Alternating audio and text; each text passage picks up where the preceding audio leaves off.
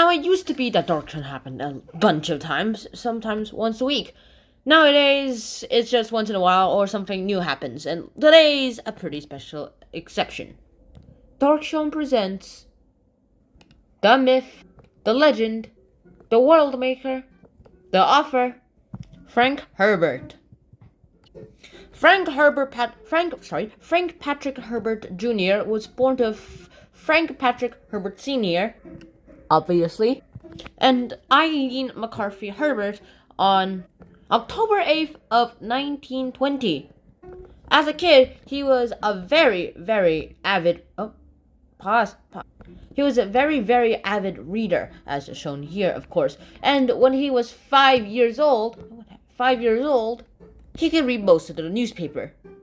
As a kid, it was during the Great Depression, or as I call it, the GDR. And so he actually kind of moved out for a while with his uncles and aunts. Then he went ahead and enrolled in Salem High School, now called North Salem High School. And he graduated literally 1 year after he enrolled. Wow.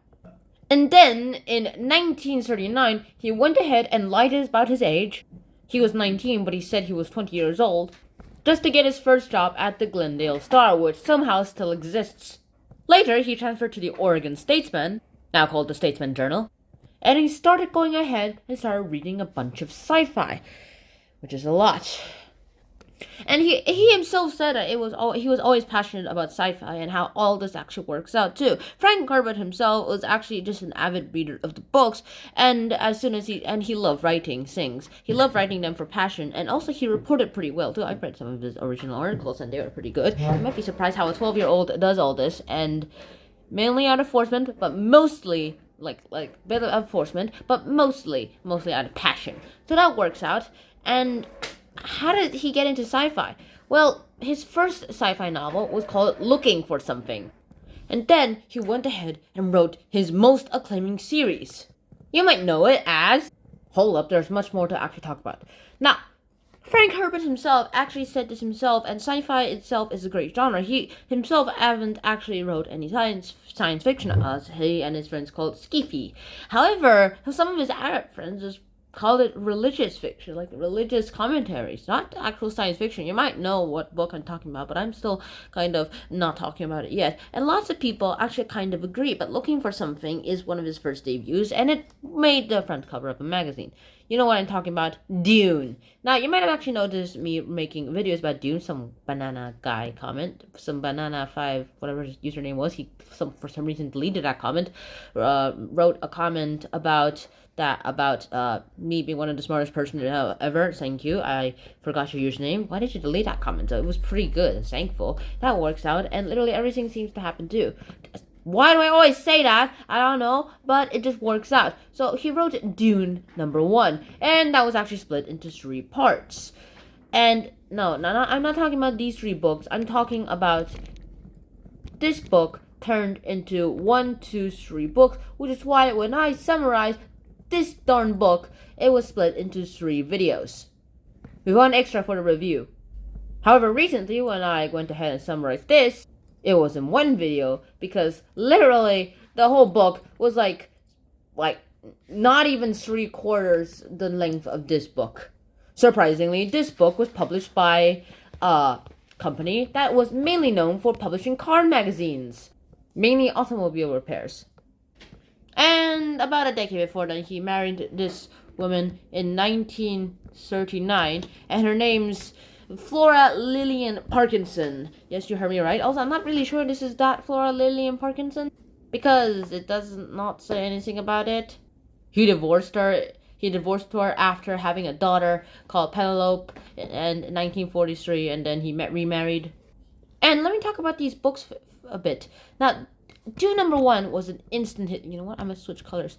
Dune #1 was an instant hit because it just talked about Paul Atreides as a hero figure and everything that works out here. However, when Dune 2 was published, the sequel, no one liked it because apparently Messiah was just too much for their liking. They didn't want their hero to turn into some wacky evil hero because they don't want to dose of reality. But unfortunately, this all works out. In fact, the only reason why Richard Nixon is Frank Herbert's favorite president is because he showed all the Americans, according to this reason, that being president does not mean you should listen to them, that presidents will definitely be terrible and you should question them. However, as soon as this book was published, people started thinking about this book in a different light because they actually liked this book and they liked this book and they realized that the Dune 2 book was actually just a merger between them. And then afterwards, he wrote The God Emperor of Dune, which is actually the child of Paul Atreides, who merged with a sandworm, and so he wanted a child, but he does not have the body parts needed. And then he published Heretics of Dune, and finally Chapter House of Dune, these first 6 books. I'll explain why there's not exactly a Frank Herbert 7th Dune book, even though this thing ends on a cliffhanger. But for now, let's actually talk about something else. Star Wars! And a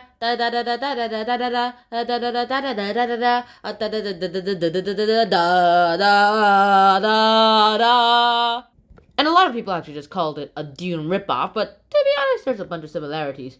There are deserts, there's a bunch of space, and there's a character who goes ahead and becomes emperor and is a little bit ruthless.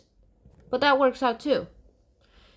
And then, well, Dune was turned into a 1984 movie, and it was a commercial disappointment in the US. However, in Europe and Japan, it was actually worked out pretty well too. It was pretty good.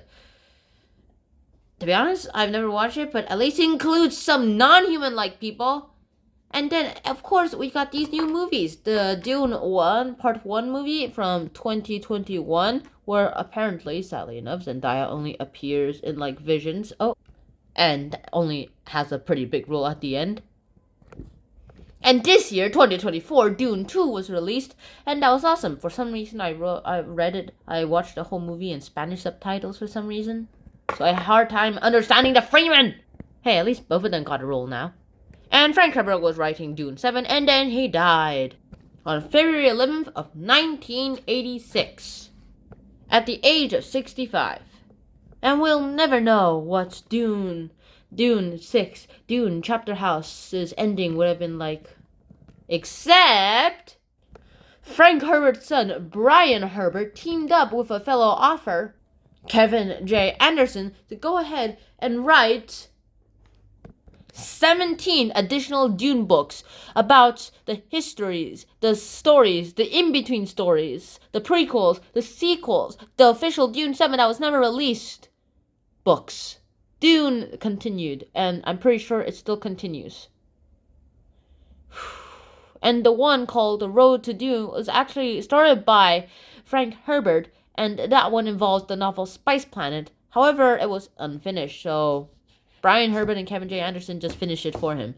What a nice thing for a son to finish his dad's work.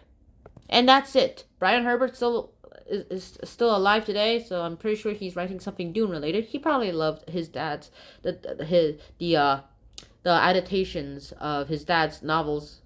And so yeah, that's it. So hopefully if you made it to the end of this video, I really hope you guys enjoyed something too. I mean, Dune is not any novel that you can think of. All that world making, all those languages, those names, those things, aliens, all those, I've never seen anything that can rival to it. In fact, Dune is probably the best-selling science fiction of all time. The only other novel series that I've seen that could rival Dune is J.R.R. Tolkien's Lord of the Rings. It also has great languages. It also has great stories. However, the only upside about Lord of the Rings is that they have more human-like characters that we humans can empathize with. I mean, the Hobbit may be shorter than half of our size. However, well, at least we can empathize with them. There's a bunch of everyman heroes. Sure, there are extraordinary heroes like Gandalf. You shall not pass. Wee wee wee wee wee wee wee wee wee wee wee wee. Ah. Ah. And yeah, however, Tolkien himself experimented with the languages. That was his passion. He was an English professor after all. However, Frank Herbert wrote Dune languages with ways that actually are based on human languages too. Sure, like it's very similar to Arabic languages, so that it sounds a bit different. However, it's still great. It's still fluid. It's not that fluid, but it's also a bit like Arabic in my opinion sometimes. And yeah, Dune, you can't emphasize with the characters much because you can know every person's perspective. There's no everyone hero here. In fact, all our main characters are either Quetzi Haderach or people who hate the Quetzi Haderach. And that's it. So yeah, I really hope you guys enjoyed this episode. And personally, I'm reading Children of Dune right now. I'll make a summary soon enough, maybe 2 weeks. It's a pretty long book. And I'll see you guys soon. To be honest, when I first saw this, it was actually kind of intimidated me. But now, I kind of like the series. So I guess I hope to see you guys soon. Until next time, Shannon out. Peace. Bye-bye. Side note, should I do Dune versus Lord of the Rings? If I get five likes on this video, I'll do it. Also, I highly doubt this will get 5 likes. See you guys soon. Until next time, Shannon out. Peace. Bye-bye. Subscribe and wear a helmet.